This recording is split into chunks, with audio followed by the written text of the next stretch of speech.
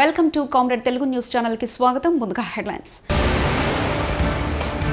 BJP రెండో లిస్టులో Gadkari, Khattar, Piyush Goyal.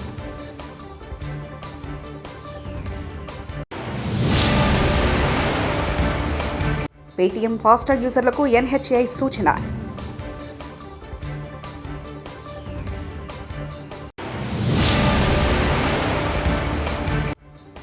Delhi metro విస్తరణకు కేంద్ర కేబినెట్ ఆమోదం.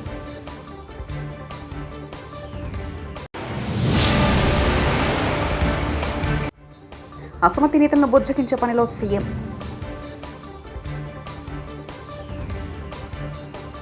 లోక్సభ ఎన్నికల్లో పోటీ చేసే అభ్యర్థుల రెండవ జాబితాను భారతీయ జనతా పార్టీ బుధవారం నాడు ప్రకటించింది.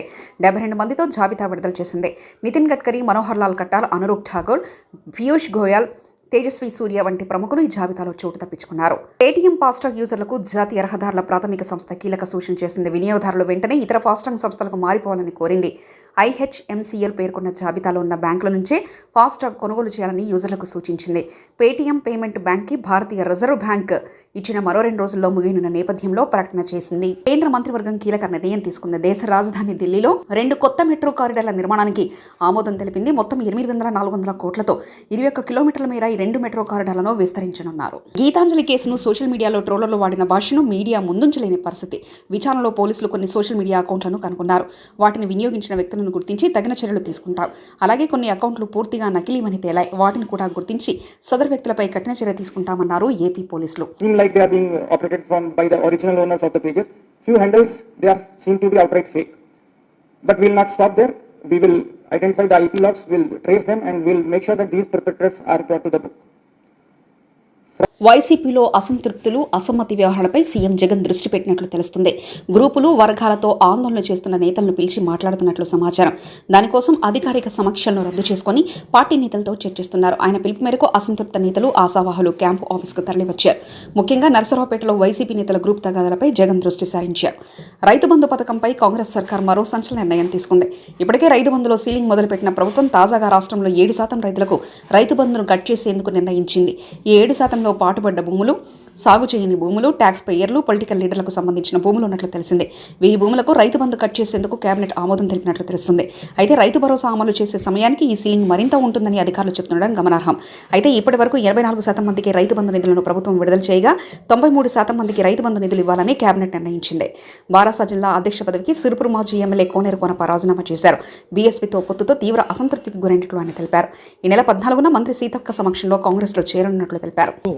వ్యక్తిగత దూషణలు, రౌడీయిజం చేయటం, ఎక్కడెక్కడి నుంచో మనుషులు తీసుకొచ్చి ఇక్కడ తగాదాలు పెట్టడం, ఇవన్నీ కూడా మేము చూసాం, మీరు కూడా చూశారు.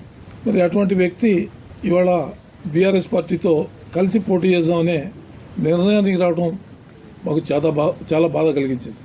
మరి మేము కేసీఆర్ గారి విధానాల వల్ల కానీ మరి బీఆర్ఎస్ పార్టీ వ్యతిరేకంగా కానీ మేము ఎక్కడ కూడా మాట్లాడలేదు. మేము నియోజకవర్గం అభివృద్ధి, ఇక్కడ సంక్షేమం మాత్రమే మేము దృష్టిలో పెట్టుకుని నడిచాను. నేను నా రాజకీయంలోని 15 సంవత్సరాలు ఎమ్మెల్యే ఉంటే కేవలం సిర్పూర్ నియోజకవర్గం మీద దృష్టి పెట్టి ఈ ప్రాంత అభివృద్ధి కోసమే నేను పాటుపడ్డాను. కానీ నేను ఎక్కడ కూడా వేరే రాజకీయాలు కానీ వేరే రకంగా నేను ప్రవర్తించలేదు. మరి మొన్న ఏదైతే ప్రవీణ్ కుమార్ గారు, కేసీఆర్ గారు కలిశారో అది చూసిన తర్వాత మేమంతా చాలా మనస్తాపానికి గురై ఈ నియోజకవర్గంలో ఉన్నటువంటి ప్రతి ఒక్క నా ముఖ్య అనుచరులు మనకింత అవమానం జరిగిన తర్వాత మనం ఈ పార్టీలో ఉండటం సరైనది కాదని చెప్పి తీర్మానం చేయడం జరిగింది. దానివల్ల మేము మళ్ళీ బీఆర్ఎస్ పార్టీకి రాజీనామా చేసి కాంగ్రెస్ పార్టీలో రేపు చేరబోతూ ఉన్నాం. ఈ ప్రాంతంలో అభివృద్ధి కోసం, మరి 9 ప్రాజెక్టు కోసం, అదేవిధంగా ఇంకా అనేక కార్యక్రమాలు ఈ నియోజకవర్గంలో చేయాల్సి ఉన్నాయి. వాటిలన్నింటినీ మొన్ననే ముఖ్యమంత్రి గారు కలిసి ఇక్కడ ఉన్న సమస్యలను వారి దృష్టికి తీసుకొచ్చినప్పుడు వారు సానుకూలంగా స్పందించడం జరిగింది. తప్పనిసరిగా రేపు రాబోయే రోజుల్లో ఈ నియోజకవర్గం అభివృద్ధి కోసం రేవంత్ రెడ్డి గారి నాయకత్వంలో మరి ఇక్కడ పనిచేయడానికి మేమందరం కూడా ముందుకు పోతూ ఉన్నాం. రేపు సాయంత్రం 5 గంటలకి వినయ్ గార్డెన్లో గౌరవనీయులు మా జిల్లా మంత్రివర్యులు, ఇన్ఛార్జి మంత్రివర్యులు సీతక్క గారి ఆధ్వర్యంలో పార్టీలో, కాంగ్రెస్ పార్టీలో చేరబోతా ఉన్నామని చెప్పి తెలియజేస్తూ కాంగ్రెస్ పార్టీ బలోపేతానికి పూర్తిగా కృషి చేస్తాం. అదేవిధంగా పాత కొత్త అనే కలయిక లేకుండా మేము ముందుకు పోతాం. కోనప్ప గారు చేరేది అధికార పార్టీలో చేరి ఏదో చలాయించుకుందామని ఏదో చేద్దామని చెప్పి పదవులు ఆశించి పోతున్నాడని చెప్పి కొద్దిమంది మాట్లాడుతూ ఉన్నారు. మీ అందరి సమక్షంలో చెప్తూ ఉన్నాను, ఈ నియోజకవర్గంలో ఇన్ఛార్జి పదవి కానీ ఈ జిల్లా అధ్యక్ష పదవి కానీ నాకు అవసరం లేదు. నా ఎమ్మెల్యే పదవి కంటే ఈ 2 పదవులు గొప్పవి కాదు. నేను ప్రజలకి ఏ రకంగా అయినా నేను పని చేయగలుగుతాను, ఏ రకంగా సాయం చేయగలుగుతాను. ప్రజలకి అందుబాటులో ఉండి సేవ చేయటమే నా లక్ష్యం అని చెప్పి తెలియజేస్తా ఉన్నాను. హైదరాబాద్లోని హుస్సేన్ సాగర్ అలలపై ఏర్పాటు చేసిన లేజర్ ఆధారిత సౌండ్ అండ్ లైట్ షో ఆకట్టుకుంది. ఈ కార్యక్రమానికి మంత్రి జూపల్లి కృష్ణారావుతో కలిసి కిషన్ రెడ్డి ప్రారంభించారు. అలలపై లేజర్ షో నిర్వహించడం దేశ చరిత్రలో ఇదే తొలిసారి కావడం విశేషం. తెలంగాణ గత సంస్కృతి, దేశ సంస్కృతి సాంప్రదాయాలను ప్రతిబింబించేలా ఈ షోను డిజైన్ చేశారు.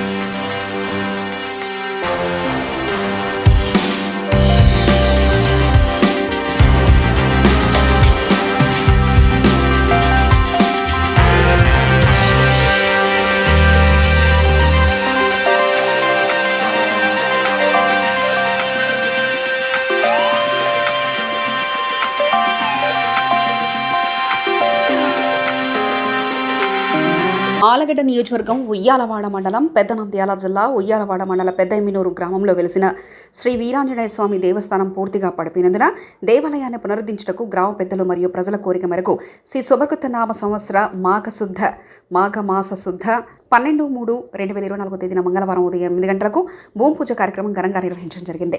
దివి నుండి భూమికి గంగాదేవి మాతను రప్పించిన భగీరథ వంశస్థులైన ఉప్పరి చిన్న వెంకటరమణ కుమారుడు ఉప్పరి వెంకట్ మరియు గ్రామ పెద్దల ఆధ్వర్యంలో నంద్యాల జిల్లా ఆలగడ్డ నియోజకవర్గం ఉయ్యాలవాడ మండలం పెద్దెమినూరు గ్రామం కుందు నది పరివాహ ప్రాంతం ఒడ్డున దాదాపు సుమారు పూర్వం 6 శతాబ్దాల కిందట కుందు నదిలో కొట్టుకుని వచ్చి ఆటుపోట్లకు తేలాడుకుంటూ వచ్చి నిలిచిన శ్రీ శ్రీ శ్రీ వీరాంజనేయ స్వామి శిలారూపాన్ని పునరుద్ధరణ నిర్మించడానికి ఎన్ఆర్ఐ నెల్లూరు వాస్తవ్యులు ఐటీఏ కంపెనీ గ్లిగిజ్ నవంబర్ 2023 సంవత్సరం శ్రీకారం చుట్టారు. కొంచెం ఏదో 1 మంత్ చార్జెస్ తీసేటోళ్ళము.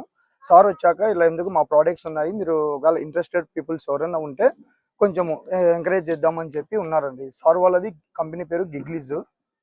సో వీళ్ళ దగ్గర మనకు ఇంటర్మీడియట్ చదివి ఎవరైనా ఇంట్రెస్టెడ్ పీపుల్ ఉన్నారంటే లైక్ ఒక 3 స్టేజెస్ ఉంటాయండి. ఫస్ట్ ఇంటర్న్షిప్ ఉంటుంది, యాజ్ వెల్ యాజ్ అట్లనే 1.8 ప్యాకేజ్ కింద 12 ఇయర్స్ చేయాల్సి ఉంటుంది. తర్వాత 4.5 లెక్కన మనకు సార్ కంపెనీలో డైరెక్ట్ ప్లేస్మెంట్ ఉంటుంది. ఎక్కడ మళ్ళీ బయట మనం వెతుకులాడాల్సిన అవసరం లేదండి. 12 months madam. 12 months madam. Thank you. ఈ టెంపుల్ యాక్చువల్గా సార్ మేము అంతా మా ఊరు పెద్ద సహకారం అందరితో కలిసి మేము ఫస్ట్ సారి కట్టినప్పుడు అందరూ చందాలు ఇచ్చి బాగా ఎంకరేజ్ చేశారు సార్. సో ఆ ఇంటెన్షన్షిప్తోనే మళ్ళీ మేము బయటికి కూడా వచ్చి మళ్ళీ సార్ వాళ్ళు ఎవరైనా పెద్దగా ఉండేటోళ్ళను వాళ్ళ సహకారంతోనే మేము ఈ టెంపుల్ కానీ బయట వెళ్ళడం కానీ అన్నీ చేసాము. ఇప్పుడు కూడా వాళ్ళు సపోర్ట్ మంచిగా ఉన్నారు సార్. మాకు టెంపుల్ కట్టించుకోవాలా, మనం చిన్నప్పుడు ఆడుకున్నాము, ఎవరైనా ఎంకరేజ్ చేస్తామంటే మా సపోర్ట్ ఇస్తాము. సో ఆ విధంగానే మేము ఇప్పుడు ఈ విధంగా అందరినీ ఇన్వైట్ చేసుకుని అందరి సహకారంతో ఈ టెంపుల్ను కొంచెం మంచిగా కట్టించుకోవాలనే ఉద్దేశంతో మేము ఇది స్టార్ట్ చేసాం సార్. అదే విధంగా మేము ఈ టెంపుల్ తరఫున కొన్ని ఎవరైనా పేదవాళ్ళు ఎవరైనా ఉన్నారంటే వాళ్ళకి జాబ్స్ కూడా ఇవ్వడానికి మేము రెడీగా ఉన్నాం సార్. సార్ కూడా రెడీగా ఉన్నాడు. అదే మేము అనౌన్స్ కూడా చేసింది. ఇన్వెస్ట్మెంట్ ఎంత సార్ ఇది 1 crore దాకా ఇన్వెస్ట్మెంట్ అవుతుందండి కన్స్ట్రక్షన్ కి. సో 80 lakhs 88 lakhs ఏదో. సో మా ఆర్కిటెక్చర్ డిపార్ట్మెంట్ దిగుతుంది. So separate architecture department hire చేస్తున్నాం. సో వాళ్ళు వచ్చేసి మాక్సిమం 3D మోడల్ రెడీ చేస్తున్నారు. సో ఒకసారి 3D మోడల్ రెడీ అయిపోయిన తర్వాత కన్స్ట్రక్షన్ స్టార్ట్ అవుతుంది. We're expecting it to be start by this month 29. Thank you. BJP రెండో లిస్టులో గడ్కరీ, ఖట్టార్, పీయూష్ గోయల్.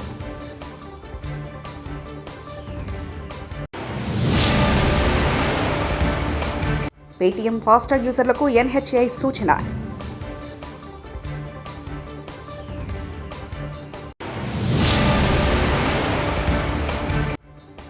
ఢిల్లీ మెట్రో విస్తరణకు కేంద్ర కేబినెట్ ఆమోదం.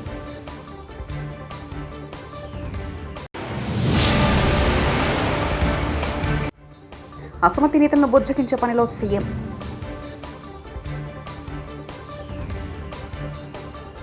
ఇవి బులెటిన్ విశేషాలు. చూస్తూనే ఉండండి కామ్రేడ్ తెలుగు న్యూస్ ఛానల్ ప్రతినిధి ఒంటేరు రమేష్ చంద్ర పరకాల.